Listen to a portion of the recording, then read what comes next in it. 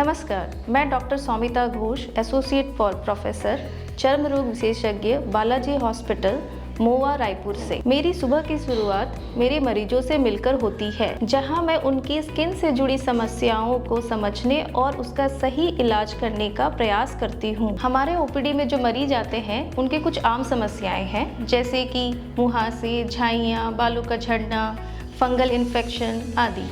और कुछ गंभीर समस्याएं भी होती हैं, जैसे सफ़ेद दाग, सोरियासिस, यौन रोग, कुष्ठ रोग। इन सभी रोगों का इलाज होता है। कुछ बीमारियों में सिर्फ दवाइयाँ और क्रीम हेल्पफुल नहीं होती, उसके लिए हमें आधुनिक ट्रीटमेंट जैसे लेज़र ट्रीटमेंट है और केमिकल पील है, इनका इस्तेमाल करते हैं। लेज़र ट्रीटमेंट का इस्तेमाल फेस पे जो भी झाइयाँ हैं या दाग हैं या अनचाहे बाल हैं, शरीर के कुछ मस्से, उन सभी का ट्रीटमेंट हम कर सकते हैं, जो पेनलेस, और यही चीज आपको सुविधा देती है। दूसरी चीज है केमिकल पील। केमिकल पील से आपके सिमिलर कंप्लेंट्स जैसे पिगमेंटेशन हो गया है ना, और जैसे मुहासे के बाद दाग होते हैं, धब्बे रह जाते हैं, उन सभी का इलाज हम केमिकल पील से करते हैं।